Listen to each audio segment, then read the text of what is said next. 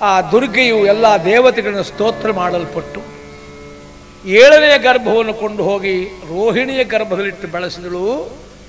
ಈಗ 8ನೆಯ ಗರ್ಭ ದೇವಕಿ. ಅವನೇ ಕಂಸನ ಗಂಟಲ ಗಾಣ ಆಗ್ತಾನೆ ಅಂತ ಅಶರೀರವಾಣಿ ನುಡಿಯಿತು ಅಂದಿದ್ದ. ಶಾಸ್ತ್ರಗಳು ಕೆಲವು ಸಾಂಕೇತಿಕವಾದ ವಿಚಾರ ಹೇಳ್ತಾರೆ. ಅಶರೀರವಾಣಿ ಅಂದರೆ ಮ್ಯಾಲಿಂದ ಬರೋದು ಅಂತ ಅರ್ಥ ಅಲ್ಲ, ಅಂತರ್ವಾಣಿ, ಒಳಗಿರುವ ದಹರಾಕಾಶ. ನಮ್ಮೊಳಗಿರತಕ್ಕಂಥ ದಹರಾಕಾಶವು ಆತ್ಮನ ಆವಾಸ ಸ್ಥಳ. ಅಲ್ಲಿಂದ ಅಂತರ್ವಾಣಿ ಹೊರಹೊಮ್ಮುತ್ತದೆ. ಸಾಕ್ಷಿ ಅದು. ನಾವು ಯಾವುದೇ ಕೆಲಸ ಮಾಡುವಾಗ ಇದು ಬೇಡ ಅಂತ ನಮ್ಮನ್ನು ಎಚ್ಚರಿಸತಕ್ಕಂಥದ್ದು, ಮಾಡು ಅಂತದನ್ನು ಸ್ಫೂರ್ತಿ ಕೊಡ್ತಕ್ಕಂಥ ದಹರಾಕಾಶದಿಂದ ಬರೋ ಅಂತರ್ವಾಣಿ ಏನುಂಟೋ ಅದು ಇತರ ಸ್ಥೂಲ ಶರೀರದಿಂದ ಬಂದದ್ದಲ್ಲವಾದ್ದರಿಂದ ಅದಕ್ಕೆ ಅಶರೀರ ಅಂತ ಹೆಸರು. ಆಕಾಶದಿಂದ ಬರೋದು ಅಂತ ಅರ್ಥ ಅಲ್ಲ. ಒಬ್ಬ ಕೇಳಿದ, ದಾಸರೇ ಪುರಾಣ ನಂಬೋದು ಹೇಗ್ರಿ, ಹಿಂದೆಲ್ಲ ಅಶರೀರವಾಣಿ ಆಗ್ತಾ ಇದ್ದು ಅಂತ ಹೇಳ್ತಿದ್ರಲ್ಲ, ಇತ್ತೀಚೆಗೆ ಅದು ಯಾಕಾಗೋದಿಲ್ಲ? ದಾಸರಂದ್ರು ಯಾಕಾಗೋದಿಲ್ಲ ಅಂದರೆ ಆಕಾಶವಾಣಿ ಬಂದ ಮೇಲೆ ಅಶರೀರವಾಣಿ ಹೋಯ್ತು ಅಂದರೆ. ನಾವು ಯಂತ್ರದ ಅಧೀನರಾದಾಗ ನಮ್ಮೊಳಗಿರತಕ್ಕಂಥ ಮನನ ಮಾಡುವ ಮಂತ್ರಮಯವಾದ ಶಕ್ತಿಗಳು ಕಡಿಮೆ ಆಗ್ತವೆ. ಆ ಒಳಗಿಂದ ಬಂದ ಅಂತರ್ವಾಣಿ ಯಾವುದೇ ಕೆಲಸ ಮಾಡುವಾಗ ನಮ್ಮೊಳಗಂಥ ಒಂದು ಅಂತರ್ವಾಣಿ ಬರ್ತದೆ. ಅದು ನಿಷ್ಕಾಮವಾಗಿದ್ದಾಗ ಅದು ಹೇಗೆ ಮಾಡಬೇಕು ಅಂತ ಎಚ್ಚರಿಸ್ತದೆ. ಆದರೆ ಅದು ಹೊರಗಿನ ಗದ್ದಲದಲ್ಲಿ ನಮಗೆ ಕೇಳಿಸದೇ ಇದ್ರೆ ಏನು ಮಾಡಲಿ? ಇಂದ್ರಿಯಗಳ ಗದ್ದಲದಲ್ಲಿ ಅಂದು 8ನೇ ಗರ್ಭ ಪ್ರಕಟವಾಗ್ತದೆ. ಕಂಸನು ಹೆಜ್ಜೆ ಹೆಜ್ಜೆಗೆ ಜನರನ್ನು ಇಡಿಸಿದ್ದಾನೆ. ಆ ಮಗು ಹುಟ್ಟಿದಾಕ್ಷಣ ವರ್ತಮಾನ ತನಗೆ ಮುಟ್ಟಿಸಬೇಕು ಅಂತ. ಮಧ್ಯರಾತ್ರಿ ಮೊದಲು ವಸುದೇವನಿಗೆ ಭಗವದ್ ದರ್ಶನವಾಗ್ತದೆ. ಶಂಖಚಕ್ರ ಗದಾದ್ಯ ಆಯುಧಗಳಿಂದ ಯುಕ್ತನಾದವ ಪರಮಾತ್ಮ ಆ ದಿವ್ಯ ರೂಪವನ್ನು ನೋಡುತ್ತಾನೆ. ಕಣ್ಣಾರೆ ಕಂಡೆನ ಸುರಸನ ಕಾದಿ ವಂದ್ಯನ ಪಾದಾರವಿಂದವ ಕಣ್ಣಾರೆ ಕಂಡೆನ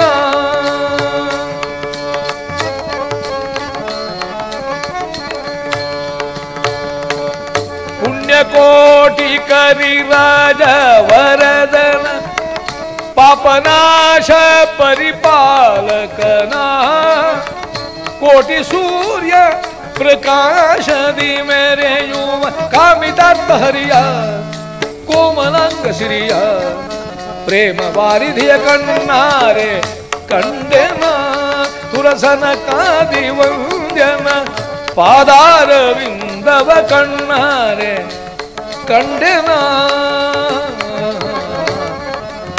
ಆ ಪರಮಾತ್ಮನಿಗೆ ಪಡಬಡುತ್ತಾನೆ. ಮರುಕ್ಷಣವೇ ಆ ದಿವ್ಯ ರೂಪ ಕಣ್ಣಿಂದ ಮರೆಯಾಯಿತು. ಜ್ಞಾನಿಗಳಿಗೆ ಮಿಂಚಿನಂತೆ ಮಿಂಚಿ ಹೋಗ್ತದೆ ದೈವೀ ಭಾವ. ಅದನ್ನು ಮತ್ತೆ ನೋಡಬೇಕು ಅಂತ ದೊರಕಲಾರದು. ಅದರಲ್ಲಿ ಅಭಿರುಚಿ ಪ್ರಾಪ್ತಿ ಆಗ್ತದೆ ಏಕ ಪ್ರಕಾರ. ತಕ್ಷಣವೇ ದೇವಕಿ ಮಲಗಿದ್ದಾಳೆ. ಕರಚರಣಗಳಿಗೆ ಸಂಕೋಲೆ ಬಿಗಿದಿದೆ. ವಸುದೇವ ಬಳಿಯಲ್ಲಿದ್ದು ಆಕೆಗೆ ತನ್ನ ದೇಹದ ಸುತ್ತ ವ್ಯೂಹಾತ್ಮಕವಾಗಿ ದೇವತೆಗಳು ನಿಂತ ಕಾಣಿಸ್ತದೆ. ಕಣ್ಣು ಮುಚ್ಚಿದ್ದಾಳೆ. ನಿದ್ರೆ ಬರಲಿಲ್ಲ. ಸ್ವಪ್ನವಲ್ಲ. ಯಾಕೆ ದೈಹಿಕವಾದಂಥ ರೋಮಾಂಚ, ಸ್ವರಭಂಗ, ಗದ್ಗದ ಇತ್ಯಾದಿ ಸಾತ್ವಿಕ ಅಷ್ಟಭಾವಗಳು ಉಂಟಾಗ್ತವೆ. ಆಕೆಯ ಸುತ್ತ ನಿಂತು ಬ್ರಹ್ಮಾದಿ ದೇವತೆಗಳು ಆ ಹಿರಣ್ಯ ಗರ್ಭನಾದ ಪರಮಾತ್ಮ ಗರ್ಭಸ್ಥನಾಗಿ ಕೂತಿದ್ದ. ಅವನಿಗೆ ಯಾವ ಬಂಧನವೂ ಇಲ್ಲ.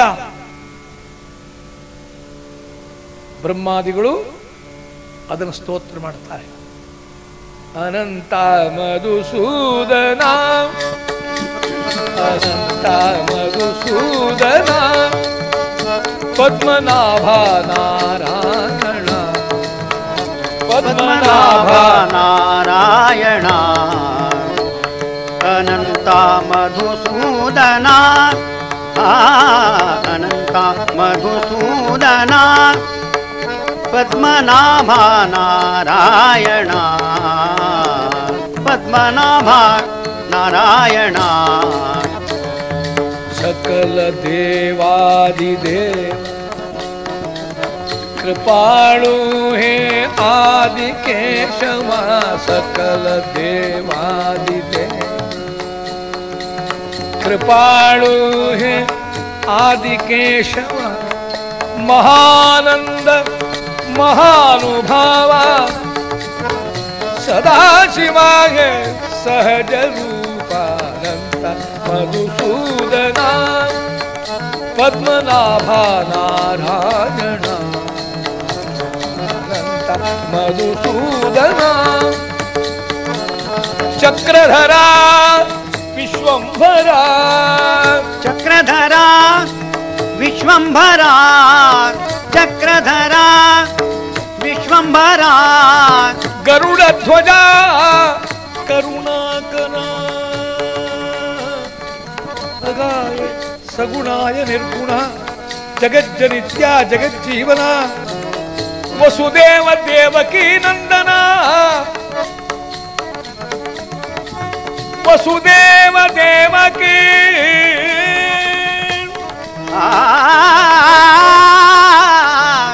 वसुदेव देवकी नंदना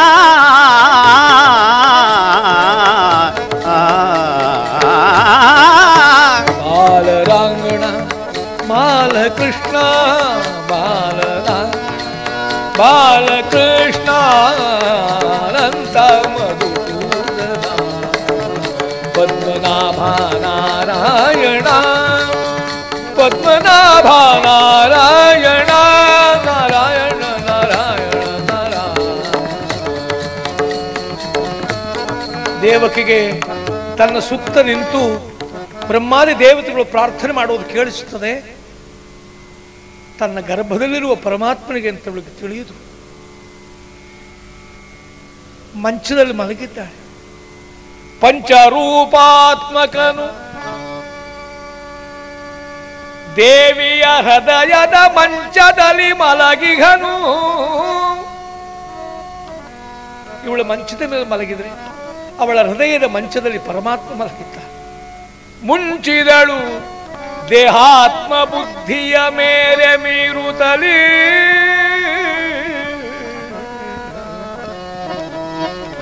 ದೇಹಭಾವ ಇಂದ್ರಿಯ ಭಾವನ ಮರೆತಿದೆ ಅವಳಿಗೆ.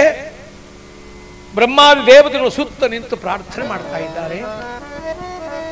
ಆಗಲೇ ವಿಶ್ವಾವಸು ಸಂವತ್ಸರ ಶ್ರಾವಣ ಬಹುಳ ಅಷ್ಟಮಿ ಬುಧವಾರ ರೋಹಿಣಿ ನಕ್ಷತ್ರ ಕಾಲದಲ್ಲಿ ಪರಮಾತ್ಮ ತಮದ್ಭುತಂ ಬಾಲಕಮಂಬುಜೇಕ್ಷಣಂ ಶಿಶುರೂಪದಿಂದ ಚತುರ್ಭುಜಗಳಿಂದ ಶಂಖಚಕ್ರ ಗದಾದ್ಯಾಯುಧಗಳಿಂದ ವಸುದೇವನಿಗೆ ಕಾಣಿಸಿಕೊಳ್ಳುತ್ತ. ಆಗ ದೇವಕಿ ತಮುಪಾಧಾವ ಕಂಸಾತ್ ಭೀತ ಶುಚಿಸ್ಮಿತ ಮಗುವಿನ ಬಳಿಗೆ ಓಡಿ ಬರ್ತಾಳೆ. ಕಂಸನ ಭಯ ಅವಳಿಗೆ. ನನ್ನ ಎಲ್ಲಾ ಮಕ್ಕಳನ್ನು ಬಲಿಕೊಂಡವಳು, ಈಗೇನು ಮಾಡ್ತಾಳೆ? ವಸುದೇವನಿಗೆ ದರ್ಶನ ಕೊಟ್ಟರೂ ಕೂಡ ಪರಮಾತ್ಮ ಮೊದಲು ಮಾತಾಡಿದ್ದು ತಾಯಿ ಹತ್ರ. ಜಗತ್ತಿನೆಲ್ಲ ತಾಯಿ ಅಂದ್ರೆ ಮಗುವಿಗೆ ಮಾತು ಕಲಿಸೋದು. ಈ ಭಗವಂತನೇ ತಾಯಿ ಹತ್ರ ಮಾತನಾಡ್ತಾರೆ. ಅಮ್ಮ, ನನ್ನ ಪರಿಚಯ ಆಗಲಿಲ್ವೇ ನಿನಗೆ? ಮೊದಲು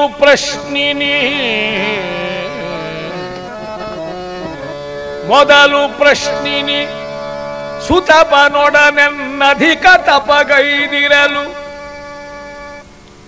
ನೀನು ಹಿಂದೆ ಪ್ರಶ್ನೆ ಎಂಬ ನಾಮದ ಋಷಿಕನ್ಯೆಯಾಗಿದ್ದಿ. ಸುತಪ ಅಂತಕ್ಕಂಥ ತಪಸ್ವಿಗಳು ನಿನ್ನ ವಿವಾಹವಾಗಿತ್ತು. ಆಗ ನೀನು ಪರಮಾತ್ಮನಾದ ನನ್ನ ಕುರಿತು ಧ್ಯಾನಿಸಿ ನಾನೇ ಮಗನಾಗಿ ಹುಟ್ಟಬೇಕು ಅಂತ ಬೇಡಿದ್ದಿ. ಆಗ ನಿನ್ನಲ್ಲಿ ಒಮ್ಮೆ ನಾನು ಪ್ರಕಟನಾಗಿದ್ದೇನೆ. ಆಗ ನನಗೆ ಪ್ರಶ್ನೆ ಗರ್ಭ ಅಂತ ಹೆಸರಿತ್ತು. ನಿನ್ನ ಎರಡನೇ ಜನ್ಮದಲ್ಲಿ ನೀನು ಅದಿತಿಯಾಗಿ ಹುಟ್ಟಿದ್ದಿ. ಆಗ ಕಶ್ಯಪರವನಿಗೆ ಹೇಳಿದ ವ್ರತವನ್ನು ಮಾಡಿದ ಕಾರಣದಿಂದ, ಆ ಪಯವ್ರತದ ಮಹಾಫಲದಿಂದ ಆಗ ನಿನ್ನಲ್ಲಿ ನಾನು ಉಪೇಂದ್ರ ನಾಮದಿಂದ ಅರ್ಥಾತ್ ವಾಮನಾವತಾರವನ್ನು ನಿನ್ನಲ್ಲಿ ಮಾಡಿದ್ದೆ. ನಿನಗೆ ಪೂರ್ವದ ವಿಸ್ಮೃತಿ ಉಂಟು ಮಾಡಿದ್ದೇನೆ ನಾನು ನೋಡೆಂಬುದಾಗಿ ಆ ಹಿಂದಿನ ಅನುಭವಗಳನ್ನು ಕಾಣಿಸ್ತಾರೆ. ಇದಕ್ಕೆ ಯೋಗಶಾಸ್ತ್ರದಲ್ಲಿ ಜಾತಿಸ್ಮರ ಅಂತ ಹೇಳೋದು. ನಮಗೆ ನಿನ್ನೆ ಆದ ಇವತ್ತು ಜ್ಞಾಪಕ ಇರ್ತದೆ, ಮೊನ್ನೆ ಆದ ಜ್ಞಾಪಕ ಇರ್ತದೆ, ನಮ್ಮ 5-6 ವರ್ಷ ಪ್ರಾಯದಲ್ಲಿ ಏನಾದರೂ ಇದ್ರೂ ನೆನಪಿರುತ್ತದೆ. ಹಾಗೆಯೇ ಜ್ಞಾನಿಗಳಿಗೆ ಹಿಂದಿನ ಜನ್ಮದ ಎಲ್ಲ ಚಿತ್ರ ಕಣ್ಮುಂದೆ ಬರ್ತದೆ, ಯೋಗಿಗಳಿಗೆ. ಅದಕ್ಕೆ ಜಾತಿಸ್ಮರ ಅಂತ ಹೇಳೋದು.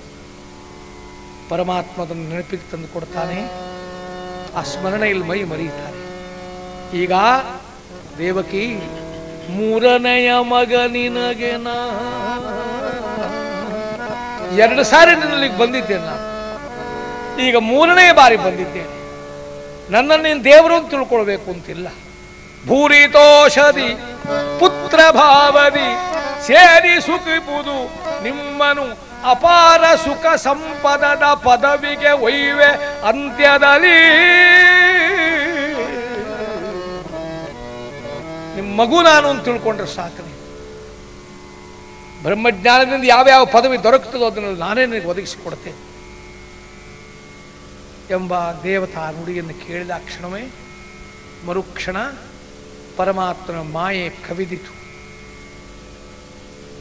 ತತಶ್ಚ ಶೌರಿ ಭಗವತ್ ಪ್ರಚೋದಿತ ಸುತಂ ಸಮಾದಾಯ ಸಸೂತಿಕಾಗ್ರಹಾತಿ.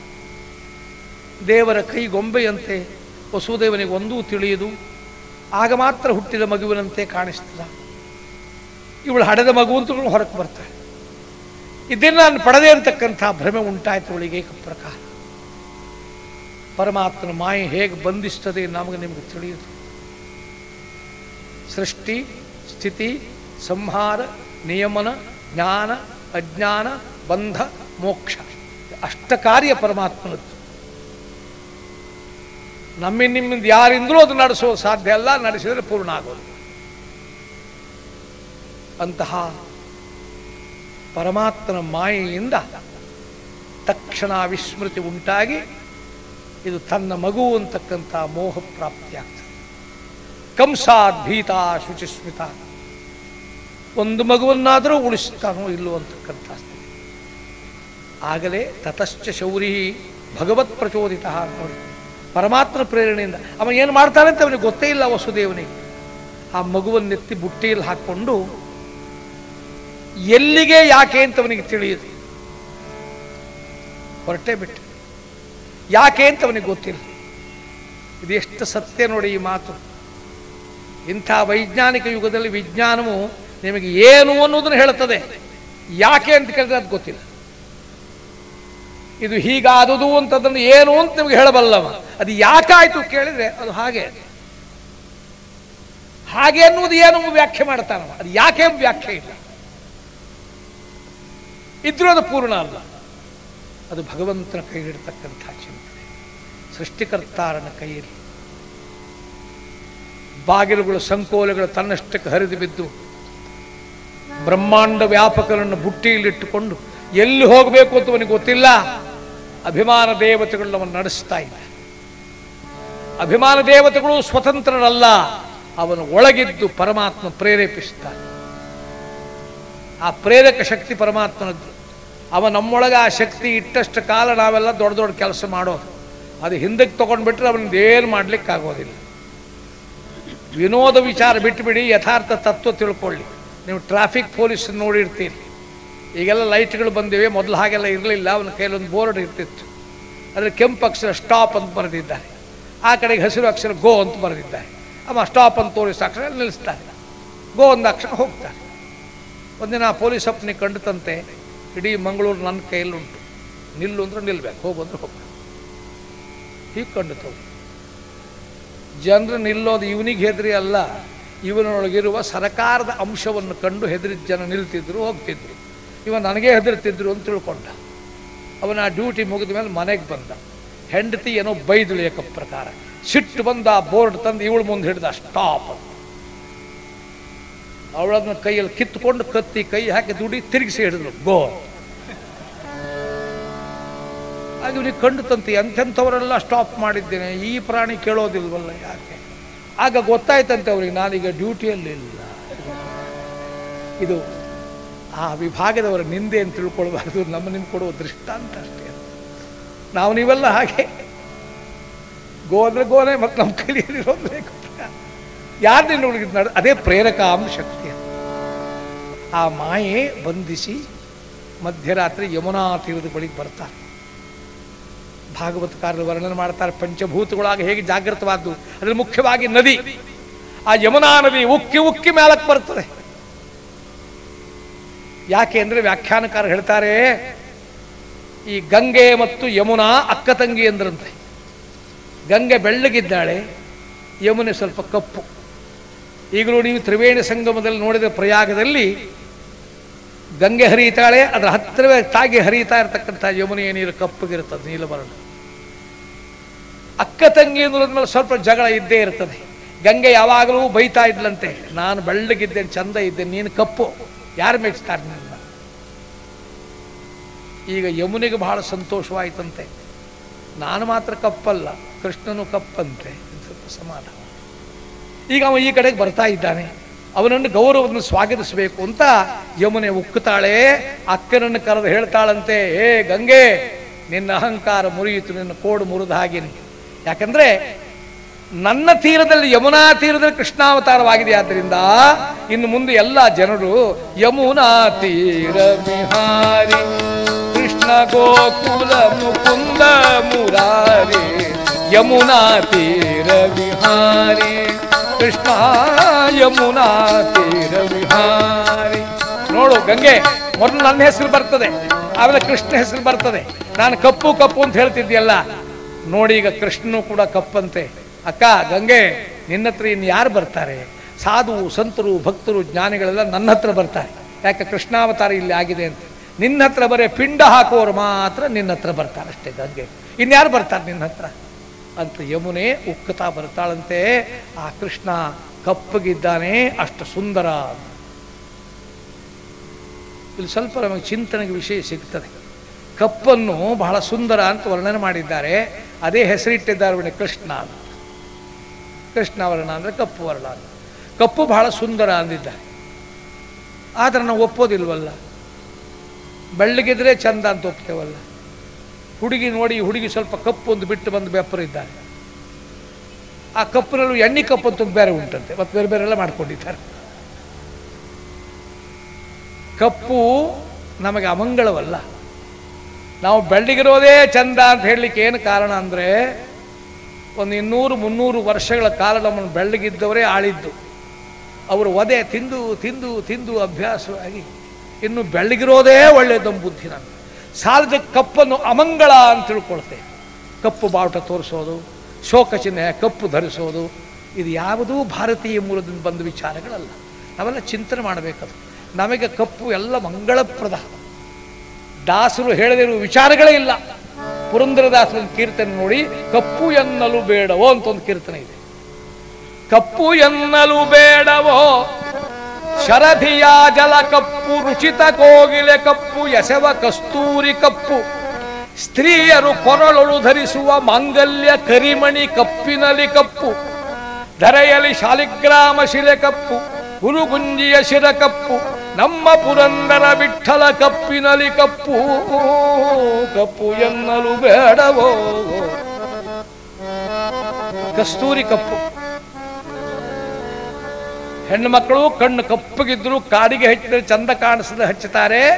ಇತ್ತೀಚೆಗೆ ಗಂಡು ಹುಡುಗರು ಹಚ್ಚುತ್ತಾರೆ. ಕಪ್ಪು ಅಮಂಗಳಾದ ಹಚ್ಕೊಳ್ತಿದ್ರು. ಹುಡುಗರು ಅಂದ್ರೆ ಏನು, ಕೂದಲು ಬೆಳ್ಳಗಾದ ಮುದುಕರು ಅದನ್ನು ಕಪ್ಪು ಮಾಡ್ಕೊಳ್ಳದೆ ಪೇಟೆಗೆ ಬರೋದೇ ಇಲ್ಲ. ಕಪ್ಪು ಎರೆಮಣ್ಣು ಕೃಷಿಯಲ್ಲಿ ಬಹಳ ಶ್ರೇಷ್ಠ ಅಂದಿದ್ದ. ತಾಯಂದಿರು ಕುತ್ತಿಗೆಗೆ ಹಾಕುವ ಮಾಂಗಲ್ಯಕ್ಕೆ ಕರಿಮಣಿ ಅಂತ ಹೆಸರು. ಆ ಕಪ್ಪು ಮಣಿಗಳಿದ್ರೆ ಮಾತ್ರ ಮಾಂಗಲ್ಯ. ಅದು ಚಿನ್ನ ಎಷ್ಟುಂಟು ಒಂದು ಮುಖ್ಯ ಅಲ್ಲ. ಅಲ್ಲಿ ಮೊದಲು ಚಿನ್ನದಲ್ಲಿ ಮಾಡಿ ಹಾಕೊಳ್ಳುವ ಪದ್ಧತಿ ಇರಲಿಲ್ಲ. ಕಪ್ಪು ಮಣಿಯನ್ನು ನೂಲಿನಲ್ಲಿ ಪೋಣಿಸಿ ಹಾಕೊಳ್ಳೋದು, ಅದು ಕರಿಮಣಿ ಅಂತ ಹೆಸರು. ಚಿನ್ನದ ಹಾಕೊಳ್ಳುವ ಪದ್ಧತಿ ಇರಲಿಲ್ಲ, ನೂಲಲ್ಲಿ ಪೋಣಿಸಿ ಹಾಕೊಳ್ತಿದ್ರು. ಆದ್ದರಿಂದ ಸುರಕ್ಷಿತವಾಗಿದ್ದರು. ಯಾವಾಗ ಚಿನ್ನದಲ್ಲಿ ಹಾಕೊಳ್ಳಿಕ್ಕೆ ಶುರುವಾಯಿತೋ ಆಗಲೇ ಸೈಕಲಲ್ಲಿ ಬಂದು ಕಿತ್ಕೊಳ್ಳಿಕ್ಕೆ ಶುರುವಾಯಿತು. ನೀವೀಗಲೂ ನೂಲಲ್ಲಿ ಹಾಕಿ ನೋಡಿ, ಒಬ್ಬರು ಹತ್ತಿರ ಬರೋದಿಲ್ಲ. ಅಮ್ಮ ನಮೋ ನಮ ನಮಸ್ಕಾರ ಮಾಡಿ ಹೊರಟು ಹೋಗ್ತಾರೆ, ಹತ್ತಿರ ಬರೋದಿಲ್ಲ. ಅದರಿಂದ ಕಪ್ಪು ನಮಗೆ ಅಮಂಗಳವಲ್ಲ. ಕಪ್ಪು ಬಹಳ ಮಂಗಳಪ್ರದ. ಆದರೆ ಒಂದು ಕಪ್ಪು ಬಿಟ್ಟು ಉಳಿದಿದ್ದೆಲ್ಲ ಮಂಗಳ. ಅದು ಯಾವುದು ಒಂದು ಅಂದರೆ ಕಪ್ಪು ಹಣ. ಅದು ಮಾತ್ರ ಮಂಗಲಕರ ಅಲ್ಲ. ಬೇರೆಲ್ಲ ಕಪ್ಪು ಮಂಗಲಕರವೇ.